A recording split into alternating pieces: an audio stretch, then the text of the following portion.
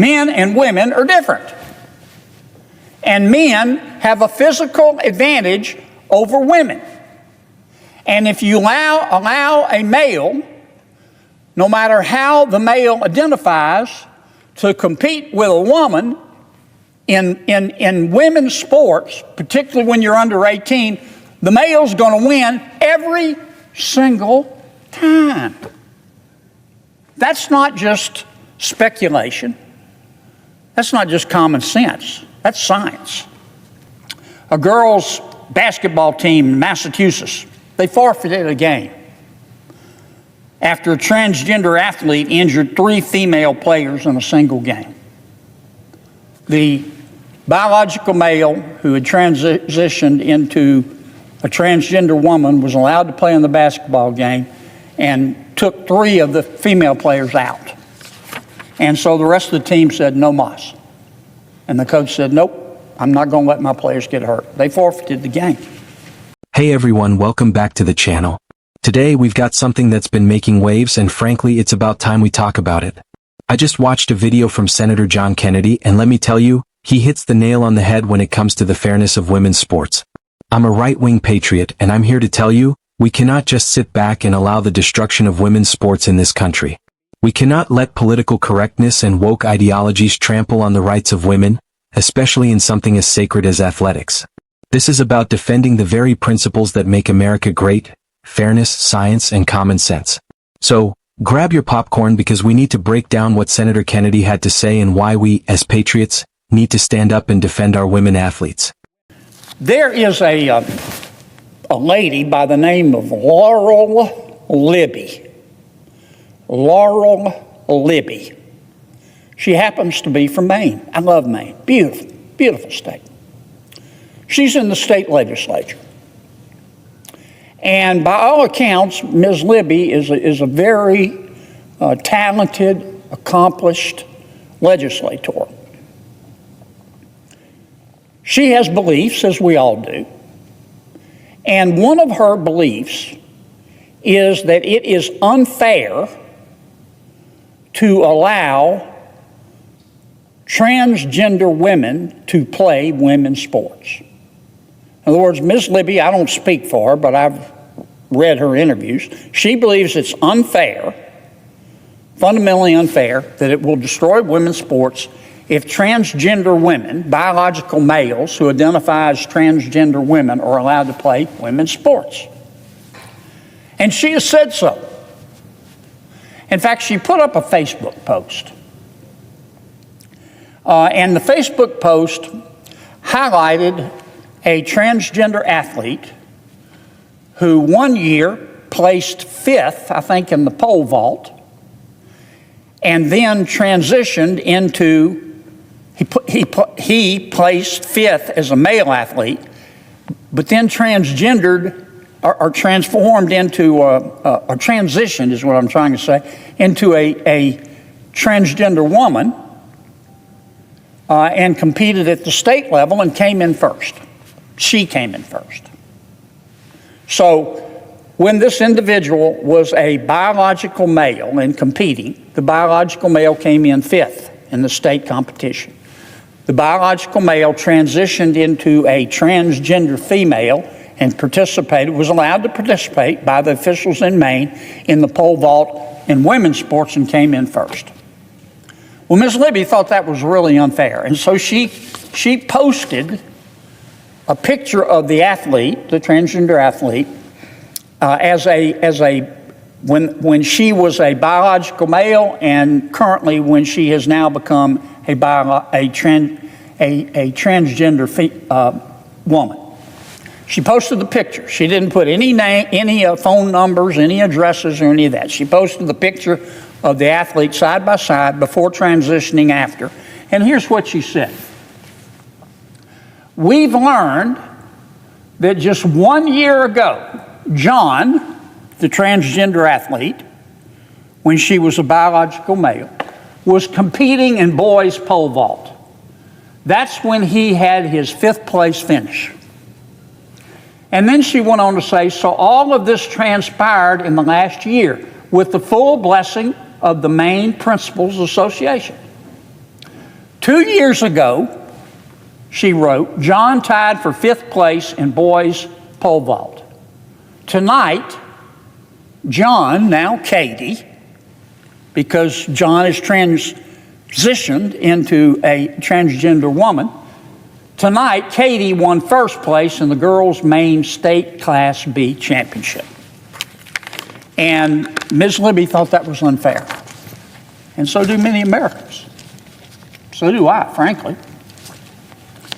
Well, Ms. Libby's in the state legislature.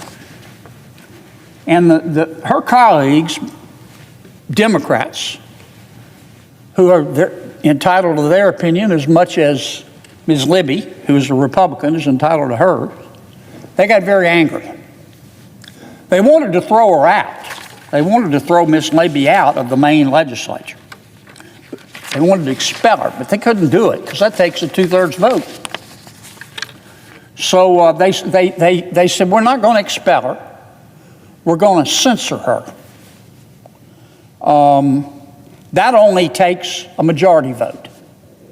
But in censoring her, which they only needed Democratic votes to do, they added conditions that Ms. Libby could no longer vote and could no longer participate in any legislative committees. I guess she just has to sit there.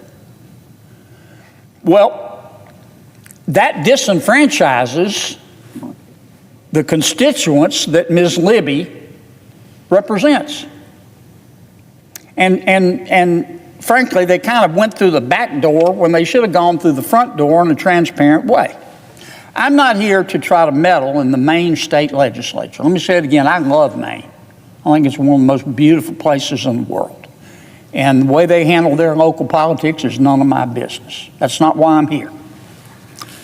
But I am here to say what Ms. Libby did. Let me put it another way.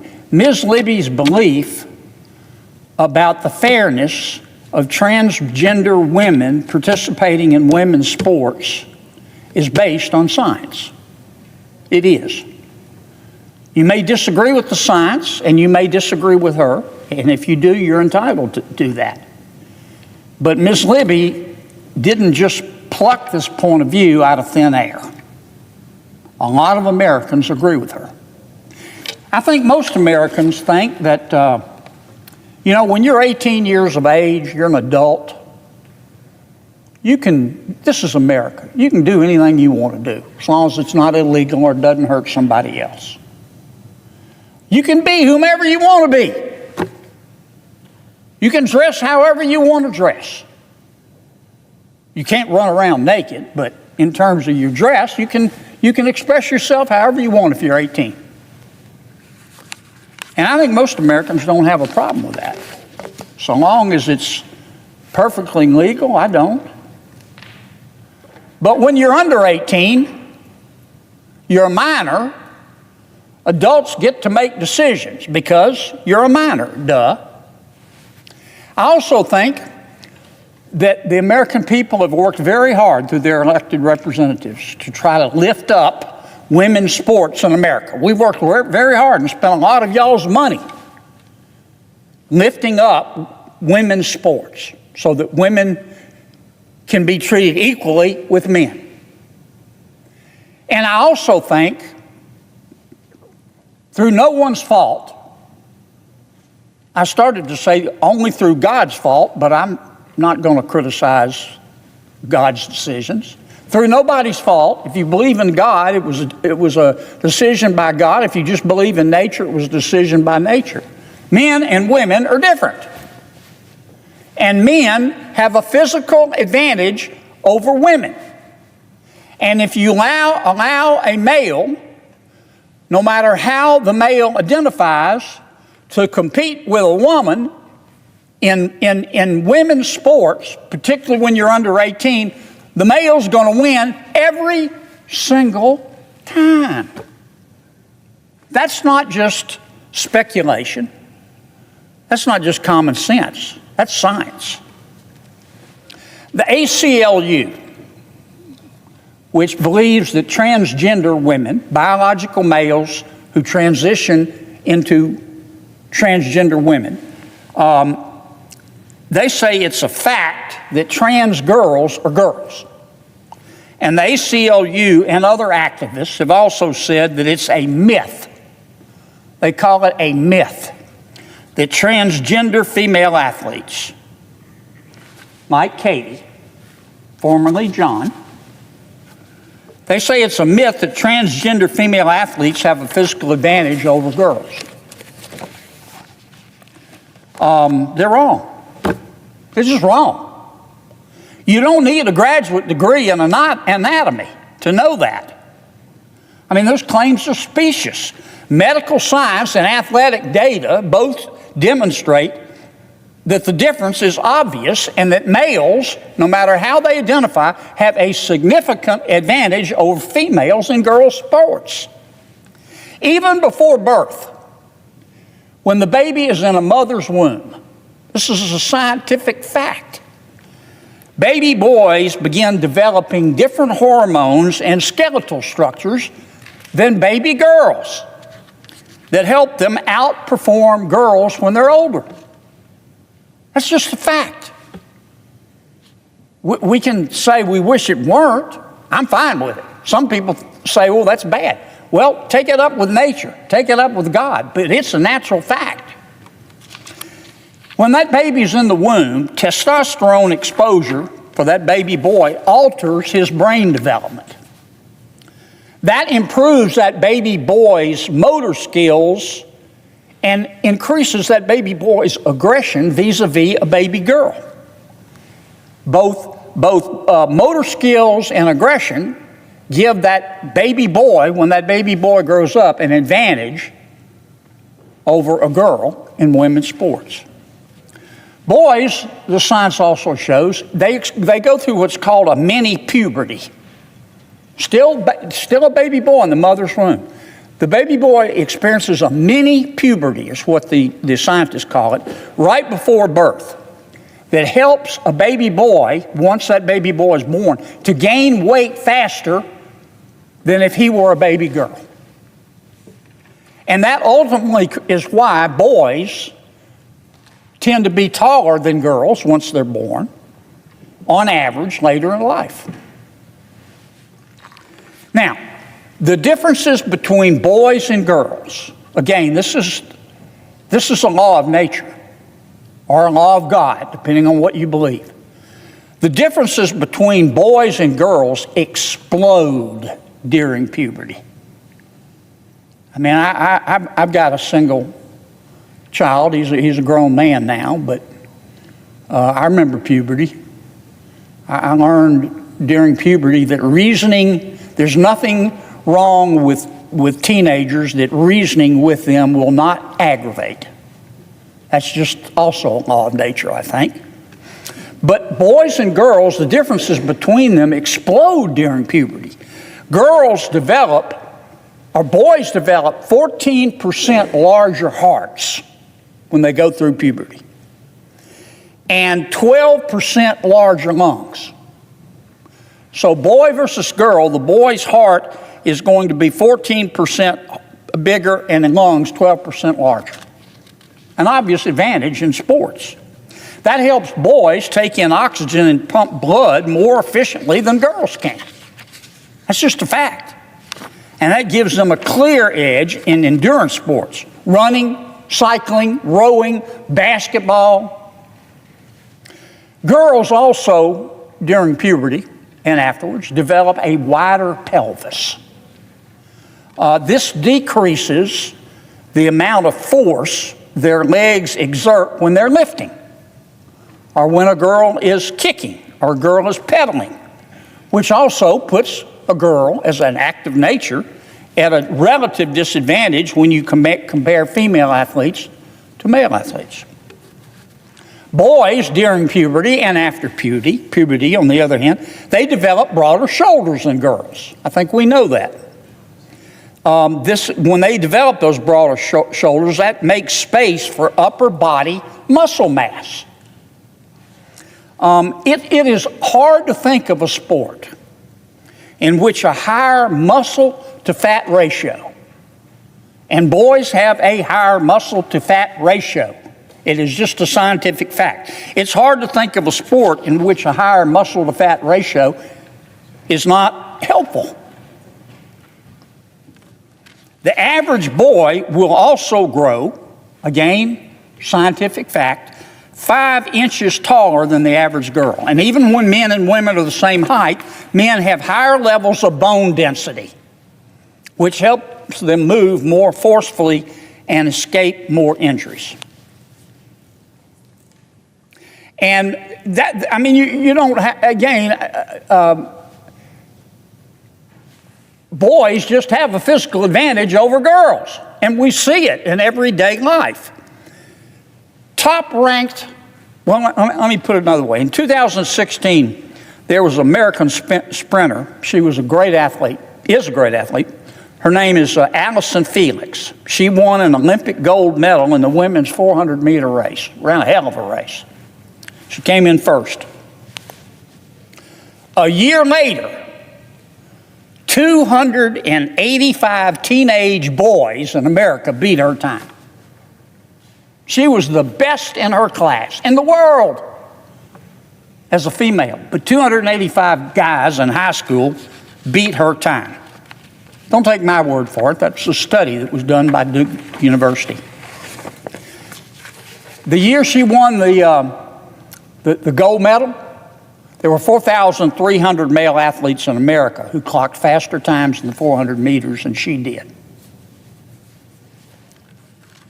I don't want to belabor this, but I think you can see why Ms. Libby feels that it is unfair to women to allow biological males who have transitioned into a woman to compete in men's sports. It's not only unfair, it's dangerous. And I don't speak for Ms. Libby, but this is what I think she had on her mind when she exercised her First Amendment rights. I'll give you some examples. In May, a couple of years ago, a high school volleyball player in North Carolina, she's a female, she sued her state's high school athletics association. Why? Because they allowed a transgender player to play against her, and the transgender female, biological male, transgender female, spiked the ball in her face, gave her a concussion, long-term physical injuries, long-term mental injuries. Last October, a high school senior in California suffered a season-ending concussion after a transgender volleyball player spiked the ball, hit her in the face during the game, and it ended her final season of high school volleyball. Now, last February, a girls' basketball team in Massachusetts, they forfeited a game after a transgender athlete injured 3 female players in a single game. The biological male who had transitioned into a transgender woman was allowed to play in the basketball game and took 3 of the female players out. And so the rest of the team said, no mas. And the coach said, nope, I'm not going to let my players get hurt. They forfeited the game. I raised this, Madam President, not to denigrate anyone. I'm going to say it again. When you're an adult, in America, you can be whomever you want to be. And, about 90% of my personal philosophy is don't hurt someone unless you have to defend yourself. Don't take other people's stuff, and leave me alone, because that's my right as an American. And I sort of feel that way about everybody. But we're not talking about freedom here. We're talking about nature. And we're talking about fairness in women's sports. And we're talking about women getting hurt. And that's why I think Ms. Libby is right.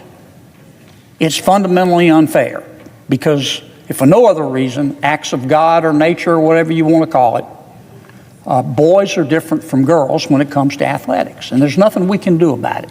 There's nothing I want to do about it, but some people do. Ms. Libby has sued in Maine and said that her constitutional rights are being violated. I think she's right. I'm not going to try to advise her judge how to rule. But I don't, so I can't say whether her constitutional rights are being violated or not. But I can tell you this: common sense and the laws of nature, or the laws of God, if you please, are certainly being violated, because female young women are fundamentally different from male young boys, and that's just a natural fact. Madam President, I suggest the absence of a quorum. Did you catch that? Senator Kennedy was talking about Laurel Libby, a brave woman from Maine who stood up and said what most of us are thinking. A transgender athlete who was a biological male, transitioned and won first place in the women's pole vault. Meanwhile, this same athlete couldn't even place in the top 5 when they were competing as a male in the men's division. And folks, that right there is the perfect example of how this whole situation is unfair. Now, I don't care how many labels you throw at me, whether it's transphobic or closed-minded, I'm going to call it like I see it. This is not about hate. This is about fairness and equality for women. Women's sports are supposed to be a place where biological females compete against each other, where they can showcase their hard work, dedication, and talent. But if you let biological males, who are significantly stronger and faster by nature, compete against them, what are we doing? We're robbing them of their opportunities and their victories. That's not fair, folks. And deep down, I think most Americans know this. Senator Kennedy talks about the science, and you know what? He's absolutely right. The facts are clear. Biology is not some opinion or a social construct. Men and women are biologically different. There's no denying it. Males have larger hearts, bigger lungs, more muscle mass, and even stronger bone density. All of these factors give men a distinct advantage when it comes to strength, endurance, and performance in virtually any sport. We can't just ignore that because it doesn't fit the woke narrative. When we allow males who transition into females to compete against women, we are ignoring the natural advantages they have. We're ignoring the laws of nature, or if you prefer, the laws of God. This isn't just some opinion piece, it's a scientific fact. Look at what's happening in high school sports, in college sports. It's not only unfair, but it's also unsafe for women. Do you want to know why? Let me give you a few examples. In North Carolina, a female volleyball player was injured by a transgender athlete who spiked the ball in her face, causing a concussion. In California, a high school senior's season ended when a transgender player caused her a season-ending concussion. And in Massachusetts, a girls' basketball team forfeited a game because a transgender athlete injured 3 of their players in a single match. This is what happens when you disregard biology and put our daughters, sisters, and mothers in harm's way. This is not progress. This is dangerous. And yet, despite all of this, we have liberals and progressives telling us that everything is fine, that there's no issue. They claim that it's a myth that transgender athletes have a physical advantage. They want to gaslight us into thinking we're the crazy ones for pointing out the obvious. The ACLU even has the audacity to call it a myth. But folks, don't be fooled. These claims are completely baseless. We know the truth. We know the science. And we know that allowing males to compete in women's sports is inherently unjust. We've spent decades fighting for equal rights for women in sports, pouring resources into lifting up women's athletics. From Title IX to the women's national soccer team, women have fought hard to get to where they are. And now we're seeing the fruits of that labor threatened by this very issue. The integrity of women's sports is being hijacked by people who refuse to accept reality. We cannot stand by and let this happen. Look at what happened to Laurel Libby. She spoke the truth, and instead of being respected for that, she was censured and stripped of her rights to vote and participate in legislative committees. What?